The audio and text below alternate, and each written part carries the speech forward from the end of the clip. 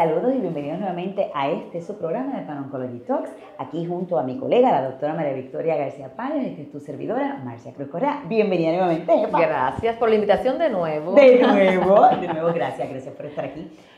Como ustedes saben, la doctora es parte del equipo de médicos en Pan-Oncology, que es un centro de oncología integrada, en donde integramos la mejor tecnología y el acceso a las terapias que están en desarrollo, ¿verdad?, por el FDA. Y hoy queremos hablar de un tema que cada vez que uno tiene un paciente que presenta con esta condición, que es cáncer de pulmón, la gente por ahí piensa que solamente los que fuman son los que le da cáncer de pulmón. Y cada vez que damos un diagnóstico a una persona de cáncer de pulmón, lo primero que dice, doctora, yo no fumo. Yo no fumo.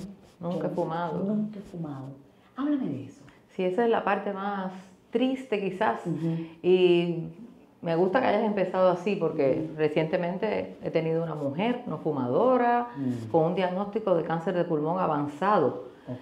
Que el cáncer de pulmón se diagnostica ya en forma avanzada en la mayor parte de los casos. ¿Qué es avanzado? Exacto. ¿Qué cosa es avanzado? Avanzado es cuando el cáncer se nos fue fuera de sitio en general, cuando está metastizado. Y en el caso del cáncer de pulmón, cuando el cáncer de pulmón surge en uno de los dos pulmones y ya se nos fue para el otro pulmón, ya lo consideramos cáncer de pulmón avanzado porque no hay manera que la cirugía lo cure, porque no se puede operar. Entonces, en estos casos entra el tratamiento sistémico, como le llamamos. Y siempre, las quimio, exacto. ¿Qué tenemos para cáncer de pulmón avanzado? Eso queremos escuchar. Tenemos varios tipos de terapias. La quimioterapia, que es la que siempre hemos tenido, que ha variado en el paso del tiempo, ha cambiado y se han adicionado nuevas terapias, nuevas quimioterapias, en dependencia del tipo de célula, porque tenemos dos grandes grupos de cáncer de pulmón, el de células pequeñas y el de células no pequeñas.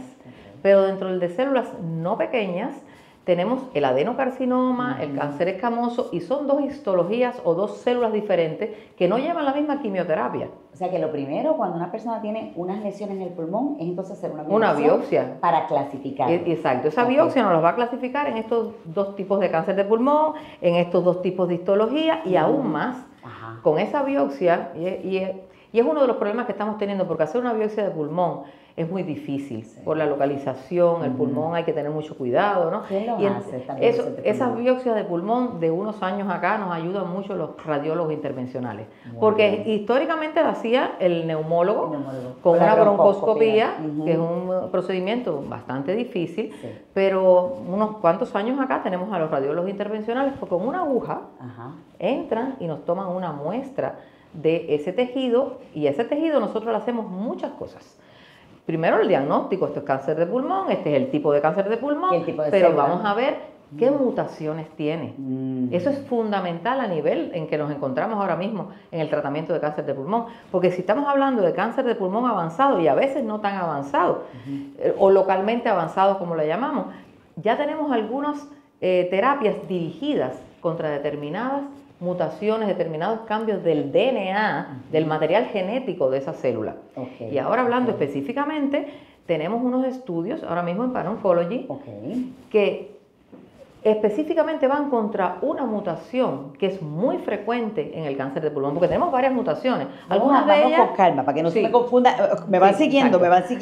Esta tiene más velocidad que yo hoy. La doctora María Victoria vino como me gusta a mí. Antes de hablar y quiero hablar de estos biomarcadores, en los pacientes, volviendo a aquella mujer, ¿cuáles son, si una persona ha sido fumadora, qué tipo de células es la que usualmente vas a ver versus el que no ha sido fumador? Sí, lo más importante, porque cada vez que me dan pie a esto, yo hablo de la prevención y el diagnóstico temprano.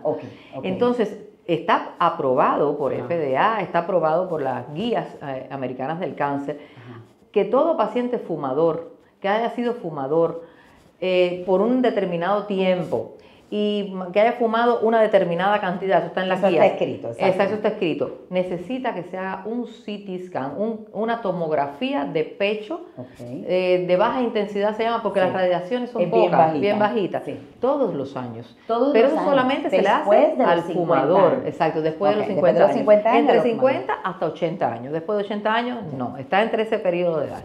Entonces, estos pacientes se le puede diagnosticar este cáncer a etapas tempranas. Tempranito. Y ser curable con una cirugía sencillamente. ¿Qué es la meta? Esa es la meta que tenemos. Muy y un bien. más allá estamos haciendo porque tuvimos un estudio para prevenirlo. Para diagnosticarlo en sangre de bien tempranito, que todavía no está aprobado, pero también eso viene por ahí. Sí, viene por ahí y la primera, el mismo estudio que trabajamos que se llama Delphi. Recientemente salió un artículo que ya está a punto de integrarse. Exacto. O sea que nosotros siempre a la vanguardia, ¿verdad? Ayudamos, creo que aquí participaron más de 200 personas. Muchos. En este estudio. Y se diagnosticaron. Y diagnosticamos pacientes fumadores, porque esto es para fumadores. Para fumadores, esto es para fumadores nada más. Esta paciente, por ejemplo, que me llega y que nos duele, porque es una paciente que no tiene factores de riesgo aparentes, ¿verdad? No fumaba, no está expuesta a ninguno de otros gases que también dan riesgo para el cáncer de pulmón, radón, exactamente. Ningún factor de riesgo. O sea, ¿por qué tiene el cáncer de pulmón? No sabemos. No sabemos por qué le tocó, como dice ella, ¿por qué? Pero entonces, ¿qué tenemos que hacer? Generalmente estos casos que no tienen factores de riesgo se diagnostican ya un poco más avanzados porque surge el diagnóstico cuando ya tienen síntomas.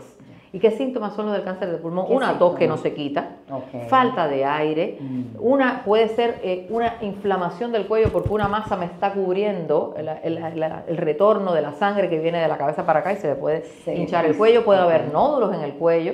Generalmente ronquera. Sí. Ronquera es clásico de un tipo de cáncer de pulmón que ocurre en la parte superior de los pulmones, que se llama pan post, así. Es típico de eso. Entonces, ante estos signos y estos síntomas, nosotros tenemos que rápidamente hacer un CT, porque la placa de pecho no es lo más adecuado para... Y el CT tiene que ser sin contraste, no tiene que ser con contraste, es un CT sencillo. Y entonces, ahí podemos... eso, CT. CT scan, exactamente. Una tomografía de pecho sin contraste, tan sencillo como este. Muy bien. Una placa, vuelvo y repito, no es el mejor de los estudios. Entonces, una vez nosotros tenemos esa imagen en el CT, ahí vamos a diagnosticarlo. A la biopsia. A la biopsia. Y la biopsia, como decía, el profesional de salud que nos está ayudando mucho con esto se llama radiología, radiólogo intervencional. Que con una agujita tenemos, digo, siempre, yo siempre digo que los están escuchando, ¿verdad? Nadie se vaya fuera de Puerto Rico. Estos hijos de ustedes, estos radiólogos primos, que se quede aquí. Hay espacio, necesitamos muchos más. Pero gracias a Dios, tenemos unos radiólogos intervencionales que son extraordinarios. Muy bien. Entonces, tenemos la biopsia. Tenemos la biopsia. Esa biopsia determinamos qué tipo de cáncer es, qué tipo de cáncer de pulmón es, y le hacemos todos los estudios que habidos y por haber que tenemos cuando el cáncer es cáncer de pulmón. Hace falta hacerle todos los estudios posibles. A veces nos limita la biopsia, a veces nos limita un poquito, como digo, y entonces los patólogos mismos están ayudándonos mucho en eso y preservando el tejido para hacer todos estos estudios moleculares. Ahí tenemos mutaciones, por ejemplo, una mutación que se llama EGFR, que es el receptor de un factor epidérmico, ¿verdad? Que para eso hay un medicamento, hay varios medicamentos. Ya vamos por el de tercera generación, que es una maravilla. Exacto, son orales, son pastillas. Yo nunca pensé que podemos tratar a alguien con una pastilla. Bueno, la primera vez fue, ¿te acuerdas? Para mí fue en GIST, los tumores gástricos estromales, gastric intestinal stromal tumors, que empezó con una pastilla que empezó actually para personas con un tipo de malignidad líquida.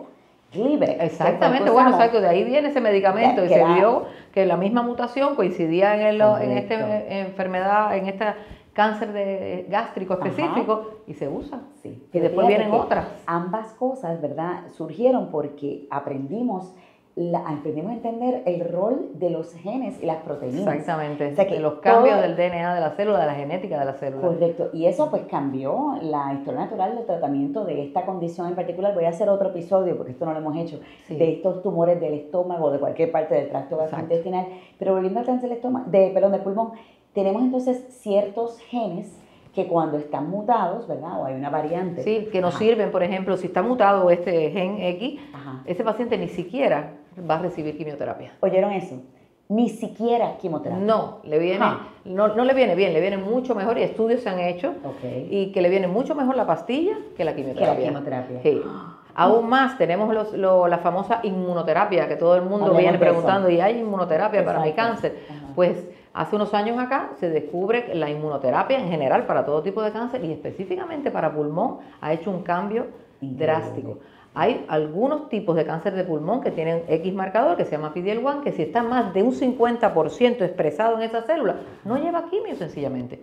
Inmunoterapia solamente. Yo espero que vamos a hacer un diagrama para que ellos vean histología, cómo es que se ve. Sí. La doctora está hablando literalmente, en las células tumorales existe esta proteína que se llama PDL1, que literalmente cuando está presente más del 50%, el paciente responde a inmunoterapia solamente, no hace falta ponerle quimioterapia. Wow.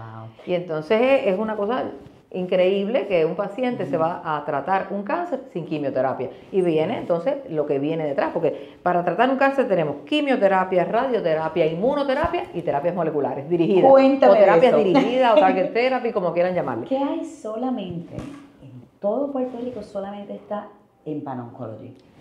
Solamente aquí tenemos, nosotros somos los que tenemos los anti-KRAS. Eso mismo, anti-KRAS. Y esto anti-KRAS y ahora en pulmón tenemos anti-any, cualquier RAS. Cualquier RAS. KRAS. ¿Qué son estos genes? Son mutaciones, ocurren en determinados genes que provocan que esa célula como digo yo, se desboque y se empiece a multiplicar. Y es parte del mecanismo por el cual surge este cáncer. Y entonces tenemos que parar de tener ese mecanismo de proliferación o de división celular y tenemos este medicamento que va a actuar en ese punto, en esa mutación, para detener el crecimiento del tumor. O sea que es terapia dirigida específica, como digo, personalizar el cáncer. Personalizar el cáncer. Y fíjense que este episodio lo hicimos y es corto y realmente to the point. Para que el que nos esté escuchando, si usted tiene un familiar o si usted es un médico que tiene un paciente con cáncer de pulmón, asegúrense que se hayan hecho los biomarcadores. Ese es el primer paso. La biopsia, los biomarcadores, las pruebas genéticas, todo eso tiene que estar. Si no se le ha hecho, pregunte. Y si de casualidad llega a tener KRAS, contáctenos. Dígale a su médico que nos contacte. Su oncólogo, su oncóloga que nos contacte. Para que entonces la doctora... Tenemos que andar siempre rápido. Igual que en otros tumores, el cáncer de pulmón es agresivo. Es agresivo, sobre todo cuando está avanzado. Y estas pruebas tienen que hacerse desde el día número 1 del diagnóstico. Para ganar tiempo y saber qué podemos brindarle a este paciente. Y yo diría, la mayoría de nuestros colegas lo están haciendo. Ya esto es parte de lo que hacemos, ¿verdad? Todos nosotros, y hasta los neumólogos. Ya estamos trabajando con neumólogos, trabajando con urólogos, etcétera, otros especialistas, para que tan pronto tenemos ese tumor y esa biopsia se envía a hacer. Esto cambió, revolucionó la manera de tratar completamente. Así que el mensaje de hoy es que primero, prevención. Nunca olvidemos eso, prevención. Pero si el paciente es fumador, hacernos entonces las pruebas de detección temprana. Sí, exacto, pruebas de detección temprana, que el fumador, eso está bien establecido, aprobado por FDA. Muy bien, esa sería la número 2. Y la número 3, si el paciente ya tiene cáncer de pulmón, entonces las biopsias. Las biopsias con todos los muñequitos, como decimos, todas las pruebas que tenemos que hacer. Correcto, y a base de eso, la mejor terapia. Siempre cuentan con nosotros, de verdad, nuestro equipo está a la vanguardia y trabajamos con todos los médicos de la comunidad, con nuestros colegas que realmente juntos es que hacemos la diferencia. Pero estos mensajes son para educar, así que hoy asegúrense de darle a la campanita, ting, ting, ting. Eso siempre lo dice la doctora Rivera. Así que brindamos por la salud. Así que Pan-Oncology Trials, la ciencia más avanzada para su salud. Y no olvides, somos el grupo de innovaciones para su salud. Gracias por estar aquí. Gracias otra vez.